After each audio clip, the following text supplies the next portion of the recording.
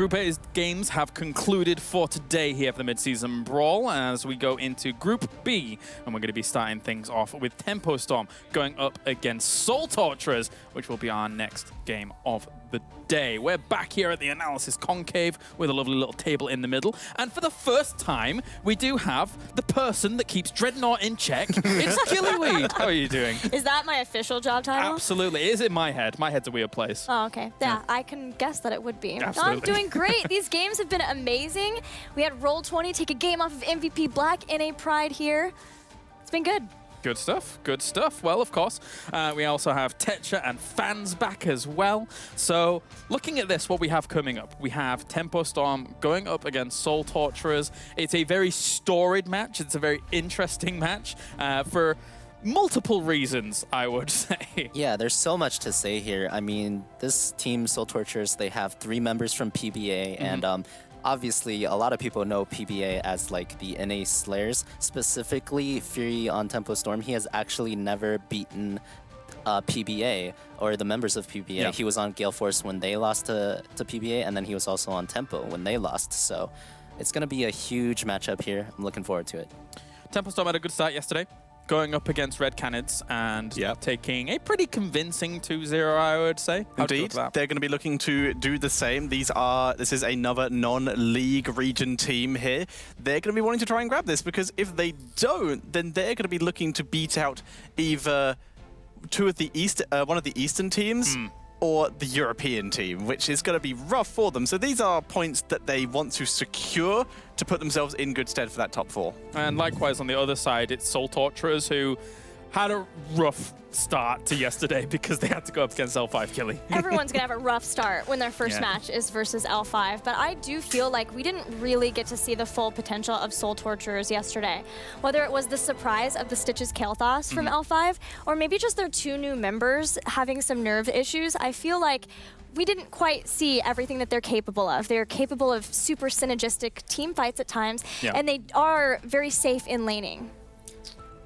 I'm trying to think, what in terms of how these 2 teams match up, is there anything in particular that really stands out to you guys? Do you think, aside from the obvious history, I mean, is there any tilt there involved at all? I think Fury comes into this particularly hungry for a certain win, I would say.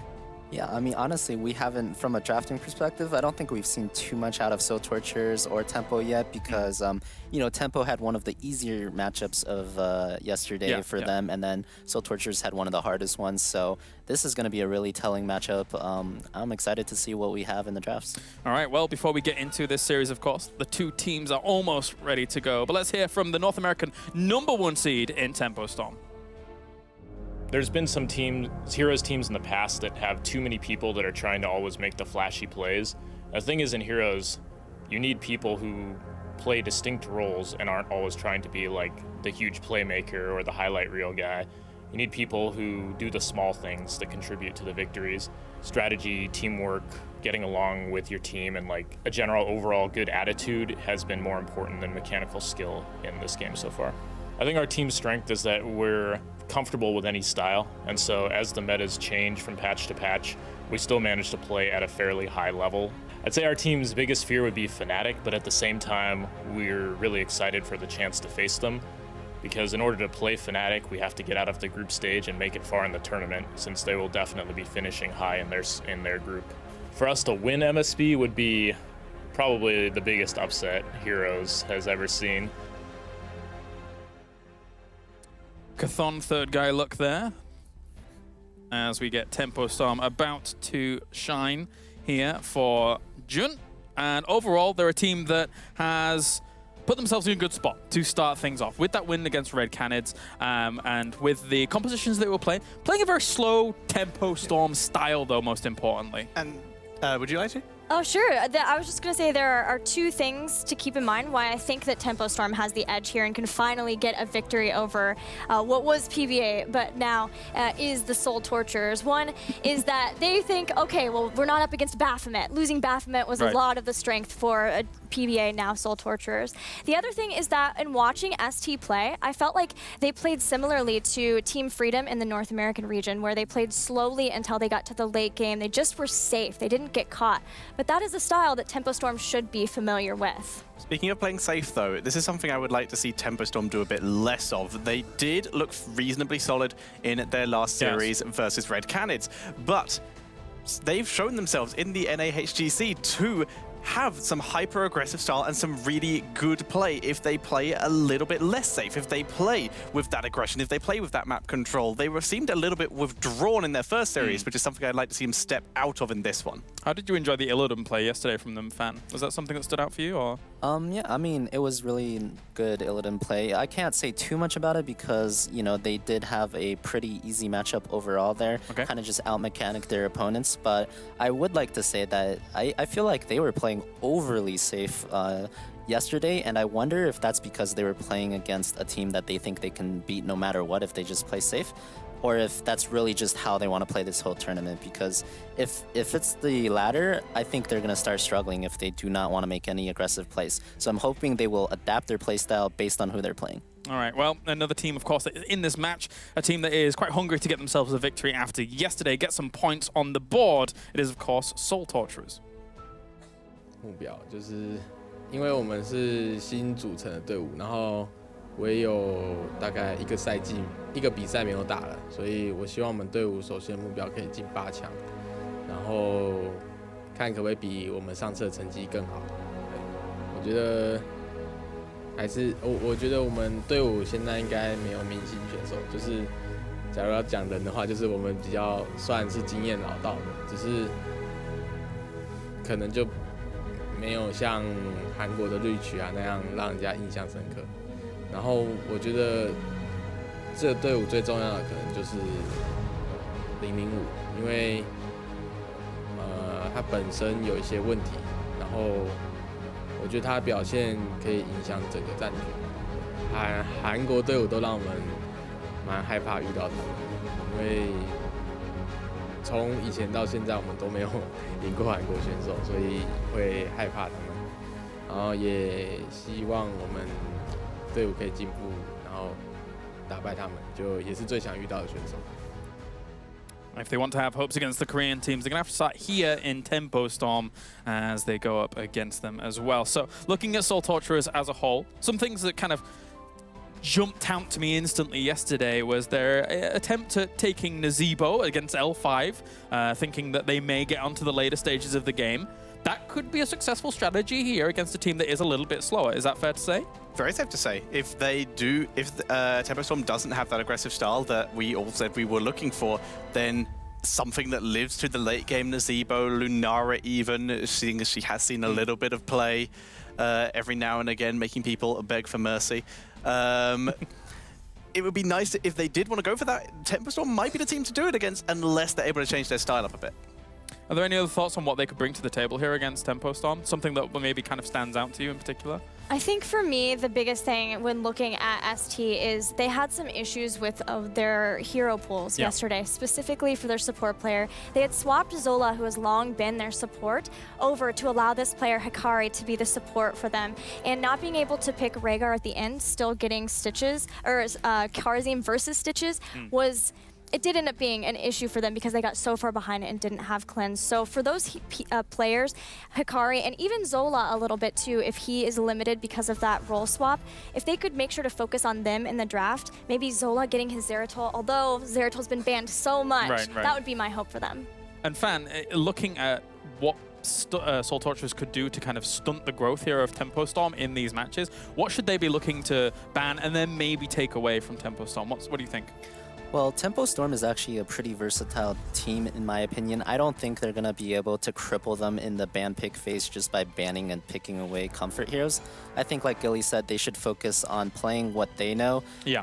And I think that, at least in North America, Tempo's actually been pretty good at dealing with Nazeebo. So I want Soul Torturers to kind of play their own game and make Tempo respond to their style of play rather than letting Tempo do whatever they want for the first 20 levels. Well, we're going to be on Towers of Doom for the first match here between these two. And then Cursed Hollow will be second according to all of this. But we do have... So what do we think about Towers of Doom? We actually haven't seen much Towers of Doom. No, the last time an American team went to Towers of Doom in a international tournament, there was a 40-0. So maybe a potential for that. Of course, we bring this up while I'm up here, fans up here. Come on. It wasn't even me, it was Tetra. I'm happy with this. Thanks, Tetra. You're welcome. I saved you some. You are sitting between us, my friend. You better watch out. All right, into the draft. Game number 1 here between Tempo Storm and Soul Torturers. Uther going to be the first ban out. Yeah, Uther seems like a pretty common ban against the Asian regions right now. I guess they just don't want to play against that aggressive playstyle that Uther can bring. Also, it empowers the Vala Oriole composition to kind of just kill everything, so... Yeah, Falstad ban. Doing some homework for Soul Torturers, although it's also a big battleground. So a global and trying to control the globals is always nice. But immediate pickup of Genji and some noise coming out from ST side. That was an audible... Oh, no. Very big groan. Abathur first pick with the Grey Main. The good old-fashioned combo of the double Grey Main. No core to rush down with this, but it's still so good. That's mega European right now. That's really so is. European. If I could have a European flag right now, minus a small little English flag in the bottom corner, it would be absolutely an Abathur ban, Abathur pickup early. Yeah, I mean, I like the Abathur Grey Main on this map. The only thing is I really don't agree with the Falstad ban if you're going this route. Okay. Whenever you have an Abathur, generally you can pick up a melee assassin, and the combination of a melee plus Abathur pressures Falstad so hard. So Illidan Abathur, Grey Main Abathur, Genji Abathur, Zeratul Abathur, all of these combinations can pressure Falstad, and that's a winning matchup. That's what you're looking for. But instead, they let the Genji through. I've said many times Genji is amazing as the first pick, and we've seen it in action. Is the hacker a thought right now? Yes, definitely with Caterpillar, but I'm wondering what else they're wanting to add to that. Potentially June's Malfurion, if they want to make sure that they can still have a Sanctification, potentially a Tyrael. Yes, Dahaka and Tyrael. Stealing away the Sanctification is very effective here. So, like you said, the Dahaka, exceptional on this map, gives a little bit of counter soak against the Abathur, which is always really important, especially on this map where you're going to spend a lot of time poking the objective. This draft's a very interesting one, no? Because almost every single draft we have seen, yes, some support bans here and there, but then we've seen the other one, like out of Uther and Malfurion, either come in or be banned, like, before the second ban wave, I mean. So there's the potential here that if Malf goes away, then we get some very interesting little support position in this game. It's unlikely that Tempo would ban Malf. Like, the question is, would they consider Malf good enough to take it away from Soul Torturers and limit their own support picks later on? It's the question of how well do you rate the second tier of supports, multiple of them, because you're going to get the second one no matter what. Yeah, June is comfortable with both Rhaegar and Monk, so we'll see if Tempo decides to ban the Malf or not. I don't think it's a bad ban if they do decide to go that route. Really like the Tyrael third pick from Tempo, by the way. The invulnerability is so good with either the Grey Main or the Genji, but on top of that, it's definitely a kind of deny pick in the sense that if Soul Torturers got the Tyrael, not only could they dive with it with the Grey Main Tyrael, but they can also play really defensively. Sanctification is a good counter to Dragon Blade. Getting rid of Illidan there as a ban, so it's, I mean, considering there's an Abathur there and it can be a bit annoying on this map, not too bad. Gilly, any other thoughts coming up for Soul Torturers picks? Just that I think that they're probably very likely, considering Zeratul at this point. He's still up. He is very good for the team. They all have great synergy in engaging around Zola's Void Prisons specifically, and they have the heroes in such a way that they could still pick them up, not be limited by pools. And it wouldn't be a match without these two teams having a Void Prism somewhere, right? Of course, of course. If it's not in the bans, these two teams, we talked about Zola's Zeratul, but also Tempo Storm, although Tempo already has what I think Sam will be playing, which is Genji. Yeah, I would love to see the Zeratul pick here. I think Abathur versus Dahaka, that's Dahaka favored usually, unless you have something else to really help it out. And on top of that, Zeratul, really good. Void Prison can counter Sanctification, and he controls rotations really well on this map. Holding it. They can absolutely still pick it up as their last pick if they want to, but could Tempo still pick it here? Like that and a support with Genji as the main range? They can actually do that. It's pretty common for most teams to run a melee as well as Genji. Genji is more often played on the range role than the melee role for the majority of the teams. However, specifically for Tempo Storm, when you look at their plays, Genji is almost always Psalm's hero, and so is Zeratul. I have very rarely seen Cawthon play it, so I feel like it's slightly less likely, but it's possible. Yeah, I definitely think they're still considering a Cawthon hero at this point. With Falstad off the table, maybe a Tychus. They're going to get Rhaegar. Oh, Cassia again. Nice. Okay, Cassia coming along. Love the Cassia pick right here. This is the dream composition to play against. Basically, when you're Cassia, Cassia is really, really good against Greymane. I consider it a hard counter. And on top of that, you really want the Cassia into mass melee compositions, which is exactly what Asian teams like when they draft Greymane. Right. And it's exactly what Soul Torturers have, because Charge Strikes just hits everyone. AoE blind just blinds everyone, and it's as good as it gets for Cassia here. It's put the Zeratul at the question as well, due to being yet another melee into blind, and as such they're reacting with more protection for the Greymane, and if you're able to stack him, some pretty decent spell damage in the form of the Medivh. Medivh as that last pick coming in for Soul Torturers. Have we seen them run much Medivh, actually, the only game that they played on Towers of Doom in their region also featured a Medivh. So it seems to be a comfort pick that they're able to pick him up still. And yes, they do have a lot of focus in being able to keep that Greymane alive now, getting Medivh. Exciting stuff then, see if they're going to be able to make this work. But looking at the comps overall, what are your general thoughts going into this game, Fan? I think that Tempo got exactly what they wanted. They have a really strong composition with the last pick Cassia that I don't think Soul Torturers can deal with. When you're playing Cassia into mass physical damage, you just can't kill the Cassia, so they only have the Medivh damage, which is not that high. It's not really a mage, and they have the Abathur damage. And if that can't kill Cassia, then she's going to kill everything. It's interesting to me that Malfurion didn't appear at all down the line. Yeah, they went with Rhaegar, which I guess makes sense if they're going with that more aggressive lineup that's going to be standing in the Sank. Rhaegar gives more AoE healing so that they can protect themselves in that scenario. So it's weird not to see Malfurion, but makes sense here. Like, the only argument I would have made is Twilight Dream's really good when Greymane tries to jump on you. Right. It's not out of the realms of possibility that they would end up ignoring it. So we're going to start with predictions, Gilly, going all the way down. I've got to vote for Tempo Storm on this one. They've got their comforts, and I think it's time for them to be able to overtake Soul Torturers. I am also going to disagree with the audience vote and go for Tempo Storm. Too many eggs in the Greymane basket. Okay. Yeah, I think I'm going with Tempo on this one. They have everything covered. You saw they didn't give June his signature Malfurion because I think the Rhaegar pick was for the Merking. You always want something to get pumpkins on this map, so I feel like they have all their bases covered, and Soul Torturers has a lot of holes in their draft, so... All right, well, thank you very much. Again, continue to keep voting out there every time the match is coming along, always with the hashtag and the team name in the chats. As for now, we're going to head over to the commentary team as we get ready for game number 1 between Tempo Storm and Soul Torturers, and we have Kaldor and Dread to take you there. A lot of faith in North America here from our panel, and we're going to find out if Fury and his boys can finally defeat the Gatekeepers. I think they can. Honestly, Baphomet being gone from the team, that is a huge blow here, and Tempo got everything they could ask for in this draft. Well, they definitely did, and they're starting to the left side here in our first game on Towers of Doom with Cattle on Dehaka, Cawthon on Cassia, we have Sam on Genji, Fury on Tyrael, and June on Rhaegar.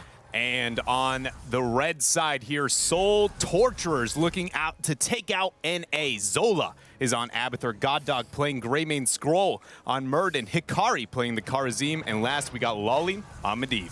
I have to admit I'm really hyped for this one. Both of the teams already playing here, as the panel said a bit earlier, with Tempo Storm having a bit of an easier game yesterday. Soul Torturers, on the other hand, going up against L5. It's really hard to judge their strength at this point going up against each other. Yeah, it's just kind of like everybody's like, well, you know, we don't feel like we got a total evaluation of your power levels here. And then going with the history behind these regions, it's so amazing. But Cattle already getting the drag, their beautiful Medivh shield, but that is first blood for Tempo Storm. Tempo coming out swinging here in North America with the first kill. Medivh already down. Great start here, of course, for Tempo Storm, and they are showing the aggression. We've been talking about their lineup here. Very melee heavy, playing Genji more in that ranged role, but having the Cassia up at the front here. and we could see some serious diving happening after level 10. Yeah, both teams have really picked this kind of, group up and deathball style of strategy, and it's really, does Tempo Storm between the Sanctification and the Cassia have the tools to be able to kill Soul Torturers, or is it going to be the Medivh with the Clone and the Greymane that just rips through Tempo Storm's health bars? But for now, the macro play is neither team's really taking a lead. Hikari already waiting in the bush here, trying to put some pressure on, but we have a 4-man move against Goddog, who moves out on his Greymane, and we still see Murden stacking with a Stormbolt on level 1, getting that perfect Storm in with the extra damage, which will, of course, especially towards the late game, really help to put a bit more damage onto targets, especially Greymane is going to try and jump.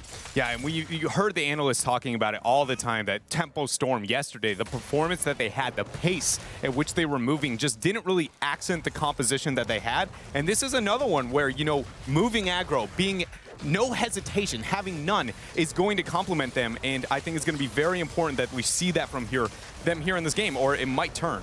Yeah, yesterday they showed a lot of patience in general, just looking at the composition, the way that they could defeat the opponent, not taking any unnecessary risks, and they're really good at identifying, okay, what can we get away with here? What's the safest way for us to play? How do we really get the maximum out of our compositions? And that's what they have to do here with the aggression this time. Yeah, and it's all going to start here with this altar phase. We already see Dahaka starting to get that channel in the upper right. Cattle, he actually gives it up, seeing that portal coming out from Medivh here. The shots on bottom, channel. So now Tempo Storm pulls ahead slightly, and they should be able to secure their top left here in a couple of seconds. One of the big problems that you have on the side of the Soul Torturers is in the early game, of course, that Abathur. Without the level 10 ability and you having that extra hit point bar in the game and in the fights, you oftentimes have to yield a lot of space in the early game. And this is what we're seeing currently from the Taiwanese team here, just falling back a bit. Tempo Storm channeling through 2 of the altars, and still a couple of skirmishes at the bottom of the map happening. And it looks like they're going to go in, and Lolly already dead. He did get the portal off, though, before he died, helping Skrull be able to retreat there.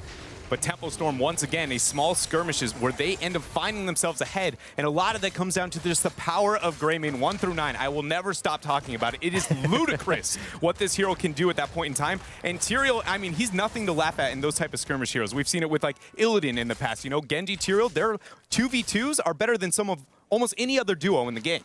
At this point, we have Soul Torturers definitely suffering quite a bit. Tempo Storm already with a half-level lead. They have the extra shots against Soul Torturers already fired. And Tempo is really starting to take control of this early game quite nicely. Soul Torturers still with toxicness everywhere. It's one of the added things that you have with Abathur on this map, that you can really slow down rotations, and you oftentimes also can really pin down where your opponent positions when you're starting to make rotations on your own. Yeah, it's just a really tough spot here. The cap of these two are going to be pressured out, but nobody's actually going to rotate down the bottom to pay attention to these. I'm just interested in the fact that both of these teams don't have macro. They do have, yes, globals, but that doesn't necessarily mean that they have very solid wave clear and pressuring. They're very focused on the team fighting. So whatever one can pull ahead with even one sapper camp, with one mercenary, can really maybe be able to snowball the map. Because if you lose the altar, again, it's not like Soul Torturers nor Tempo have very good, fort conversion with their composition. And the thing is that Soul Torturers identified already with that they have to beat NA. This is one thing that they've been talking about. NA is the way to make it through the group. We need to beat Tempo Storm if we want to have a shot at moving out of the group stage here. So they know what's on the line. They're going to show everything here if they need to. But so far, it has been Tempo Storm's show. Yeah, they've got the full level lead, possibly the Shrine there. Beautiful body block onto the Stormbolt, and that is now more shots going onto the core of Soul Torturers. And one thing to note is Dahaka was matching Abathur that entire time, so neither team pulling ahead up in experience. Tempo Storm just having a relatively dominant performance so far. I think for Soul Torturers, it's really all about the level 10. They need to get the level 10, and that's the moment when they have to say, okay, this is the moment for us to fight.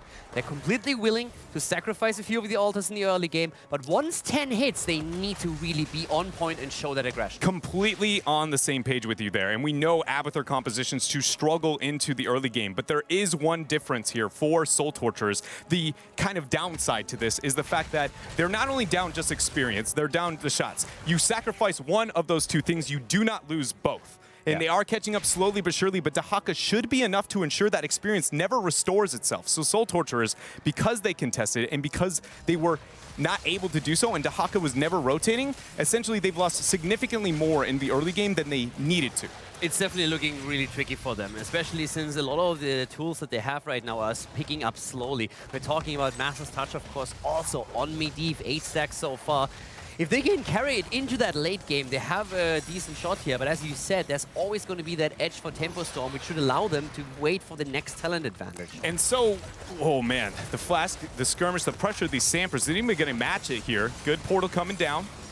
Yeah, they're starting to go once again for the bell tower here. And this one is nearly falling as we have altars already announced on the map. And the big problem is Soul Torturers don't have the 10 yet, and Tempo Storm attempting to capitalize on the heroic ability. And they have the fact that 2 more altars are going to be spawning right as this bell tower is converted, and as you see this health bar going over, it's not even like Soul Torturers can give it up, go to bottom, and hopefully remove a shot here for Tempo. They just flat out secure themselves a minimum 5 shots here with that 10 advantage. Yeah, they have to at least try to get one of them, and they're currently already attempting to zone. The 10 is going to hit in time to at least defend one of the altars. But as he said, Tempo is already channeling the left side. Lolly has the confidence. He goes for it. He does get the interrupt there. So the shot's 3 over the core of Tempo Storm.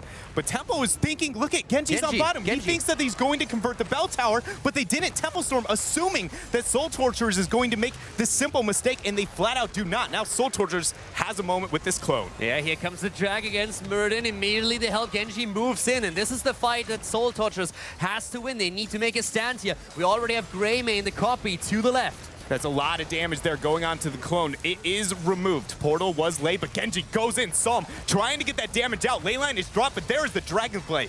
Dragon Blade is in. Psalm is trying to re-engage it once again, but oh my god, their Ancestral hits just a second too late. The drag is good on Goddog, but is that enough? Sanctification on the ground as Tempo turns it around. They end up getting the damage. Hikari does end up dashing out, so now it looks like if teams are comfortable with this trade, June ends up getting these shots.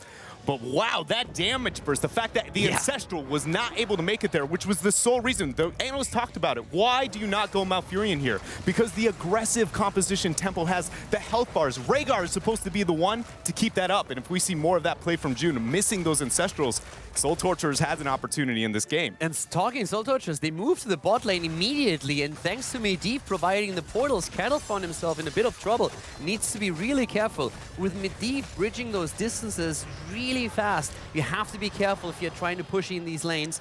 We already saw earlier Abathur transitioning right away to the bot lane, trying to, first of all, soak a bit more experience, but also, of course, putting more pressure onto the bell tower that they now recaptured. And so, I know this sounds really weird. I'm going to hit you with a weird hat target with this specific Abathur build. Karazim with a hat build, if Genji, Rhaegar, anybody gets anywhere near him in the later parts of the game, I'm not kidding, when that build, the full damage and Karazim can almost 100 to 0.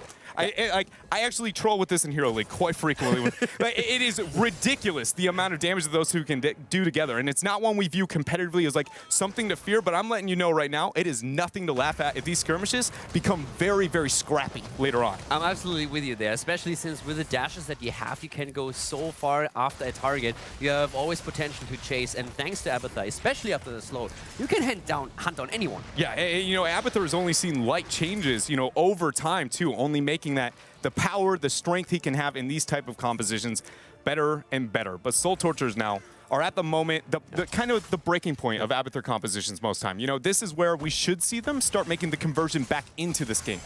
And also on the other side, when we're talking about the talents, at this point, Psalm on the Genji going full ping pong build. It's something that we've seen on the European scene as well, especially from players like Nurok, for example. Yeah, just looking to, you know, maximize the value out of his dash. And it's the core mechanic outside of Dragon Blade for him, right? He's got a lot of tricks up his sleeve, but if you can't get the reset, you pretty much can't play Genji. Yeah, exactly. And this is one of those things, flow like water on 13. I mean, it's one of the reasons why you just dash around the entire time, hence the name ping pong build. But in this case, we have still the next set of altars on the map, and this is, of course, where Soul Torturers have to shop. They have the 13. That was the most important part. Get to the same talent before the altars spawn. Yeah, I think not only the 13 there, but Medivh is one of the few heroes in the game that hits a colossal spike at 13. He really comes online here, but Skrull testing the waters. Psalm ended up dropping up the dash, realizing it's a pretty tough spot, dropping his passive out. Yeah, once again, Goddog already eating a bit of damage, but here comes the copy. They are copying Medivh. And Double going in with portal. double portals, All the they're way. all over the place. They're just dashing and diving. My goodness, what is happening here? And we thought that Genji would be mobile here, but not so much. Sola already setting up another portal. Here comes the ley line already on the ground. We see still Cassie with the ult dishing out a lot of damage. Sam with the Dragon Blade trying to get a kill. Not successful just yet, but the Haka on the channel. A lot of fireworks here for Soul Torturers, but the fireworks going to the core are in the name of Tempo Storm. Portals drop, but June gets those shots. Lolly teleports out and actually gets the Force of Will, denying Genji. Will he get killed? Ghost Pop Sam tries to get the kill here. The rest of the team is already starting to chase down Tyrael, but Fury is able to make it out. And that is just tons of damage against Soul Torturers. They're down to 15 points on the core compared to Tempo Storm, still securing the 33. And I gotta point it out by this time, this is the second time we've seen a clone play without an open of Leyline. We see the initiation, but there's not a hard engage. Nobody outside of Murd and Stun really can force that for Soul Torturers. And so they drop the clone, Tempo plays patiently, and they wait for it to end before they end up executing over Soul Torturers. They need a Leyline, then clone it. Tempo Storm plays this extremely safe. There is no chaos, there's really calm, collected. They're looking at the fights, they're making the right choices. They see the ley line come out, they wait everything out. Fury, on the other hand, in a bit of trouble, but it just feels the entire time as if Soul Torturers just don't get the kills they need. They don't make these decisive moves. And a lot of that, you know, compositionally looking at it, I mean, how often do we look at a Medivh and Abathur on the same team and say, your damage is your strength, right? And it shows in skirmishes like that, ganks like that. That is a dead Tyrael if that isn't, you know, the double specialist that we see here on the side of Soul Torturers. But again, they are creative heroes. They are very high impact heroes. And if one team fight opens the way that they want, Tempo Storm could end up losing it in a huge momentum swing for them. Yeah, the good thing for Tempo Storm is that the triple altar phase spawns as they have 16 and they're already using it to engage here. Here comes the ley line on the other hand. They're trying to collapse onto it, but immediately Tyrael with the sanctification. Great move on the side of Fury. Medivh is down already. 5 versus 4 as Tempo Storm is going for the second kill. They drop Karazim and they try to take down Skrull. They end up getting the 2 kills here over Soul Torturers, and the triple altar is up. Again, you said it before, not even 16 talents here available for Soul Torturers. It's fantastic for them. It is absolutely amazing. And just look at this. You know, Lolly, that is not a ley line you want to initiate on. Getting the zone out there and being able to force that initiation. And, you know, Psalm never in the Saints, but still full HP, being patient, but also effective with his DPS. Psalm with the Dragon Blade here doing so much work. And shot after shot is fired against Soul Torturers. They're down to 7 points. Tempo Storm still lost one of the altars, though. Yeah, in fact, they did. That was, you know, again, that maybe patience out of Tempo Storm. And they do have an explosive composition once more where it does feel like maybe the fireworks aren't totally there. Soul Torturers, you can see the desperation even in their play. Now that they managed to find the same talent here, they don't want to see, oh, Psalm got cut out there by the hack. That's the kill. This is only the second kill for Soul Torturers in the game. It's overall not really a game with a lot of flashy kills, but Tempo Storm is definitely playing the better macro game so far. Soul Torturers with that kill, they are online here once again. They have the 16 talent, but it's getting rough for them. It very much is. You know, essentially they've given up all their, you know, Abathur moments is how I'll word that. You have a couple of things that you sacrifice just for the sake of Abby. Nice passive proc. Talking Abathur, but it doesn't look like Lolly is going to get the kill in here. The one thing I also want to point out, with only 7 points on the core for Soul Torturers, that's a boss and 1 altar. Yeah, it's.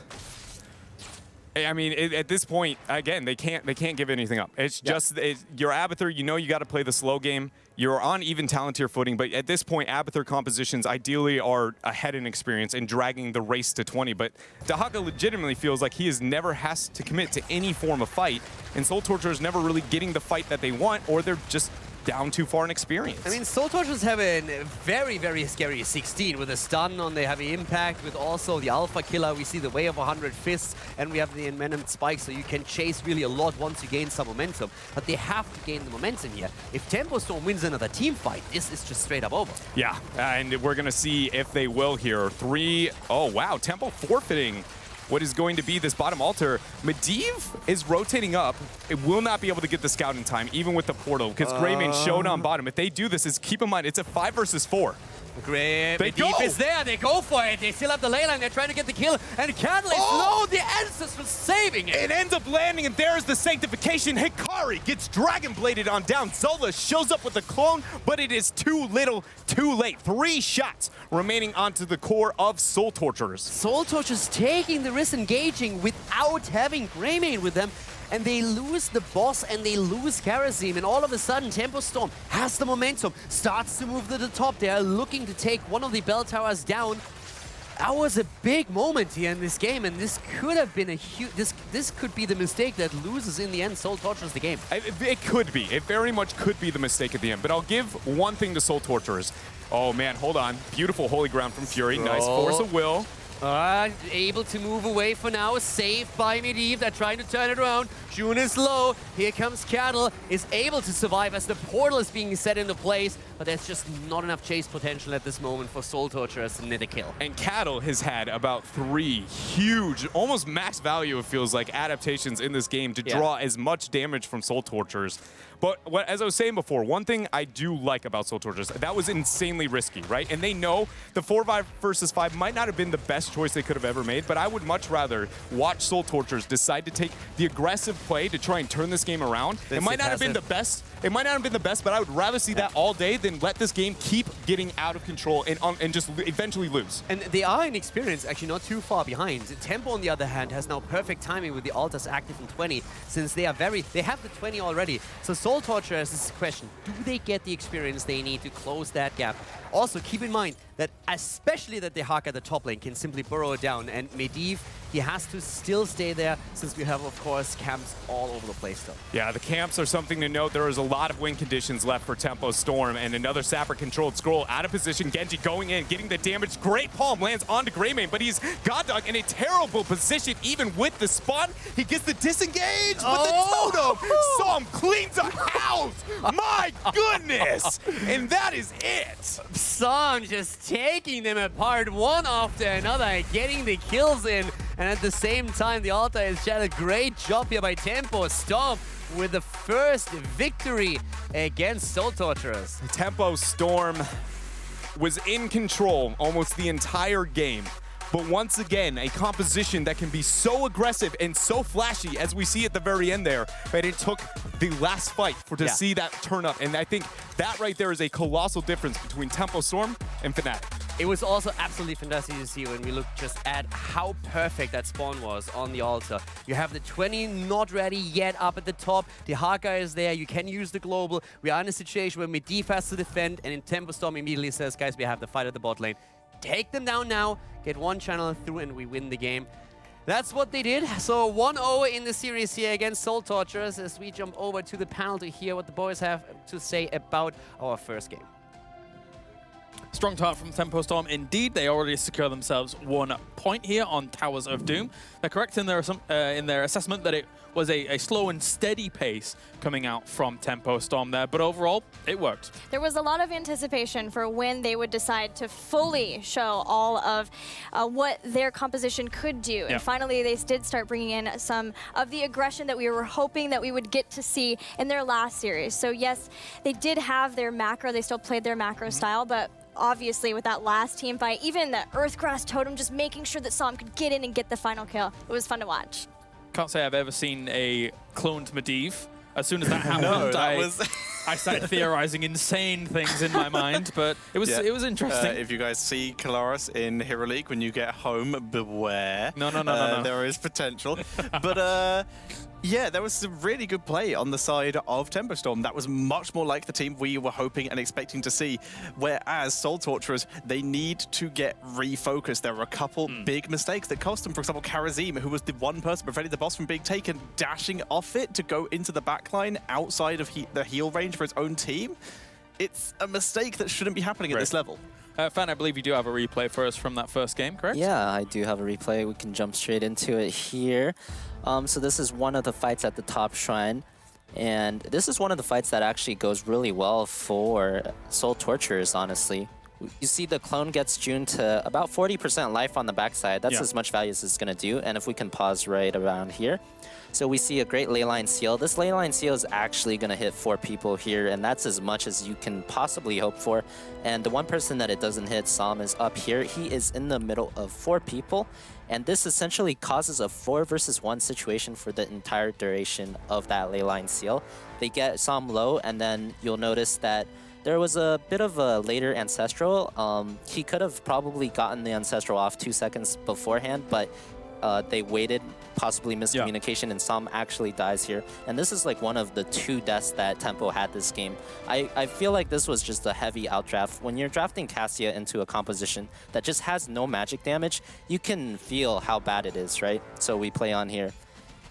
Throughout this entire game, not only in this fight, it felt like Tempo was in control of every single encounter. They just pushed them back every single time.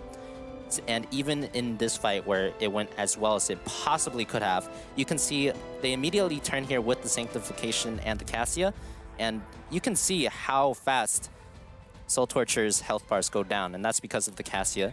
And there's nothing you can do about that. So I really feel like this game was a heavy outdraft on the side of Tempo Storm, or rather Soul Torture's just not drafting what they needed to win this game. Right. I mean, as much as they were going up against an Abathur, who, yes, has some control of the map a little bit, is still going up against a Dahaka. And when we watched Tempo Storm actually grab themselves the first bell tower down to the bottom, as much as, yes, there was 2 bell towers popping at the top, they could have then asserted a bit more dominance over that position, but they were playing very safe still, Gilly. Yeah, they played safely to the point of just making sure they didn't make early mistakes. Yeah. When we've talked to Tempo Storm before, they said that they feel one of their biggest weaknesses is the early game, potentially. So it's been on them to try to make sure that they don't make any mistakes, whether it's somebody getting caught out. And you could hear that even in the comms, like that first altar phase where Dahaka was trying to initially steal the altar away, but once the rotation came in, very quick to call out whenever rotations were taking place, so nobody got caught. Right. So going on to game map number 2 even, I should say. We're going to be on Cursed Hollow. Are there changes to be made here? Does Soul Torturers need to look for something different? I think a fully melee composition could be a catastrophe potentially on Cursed Hollow against what we've seen so far from Tempo Storm. What has to change up here? They really need to refocus, and they need to potentially play something a bit more standard. The Medivh was cool for them, but they weren't able to use it to maximum efficiency, especially against a team like Tempo Storm, who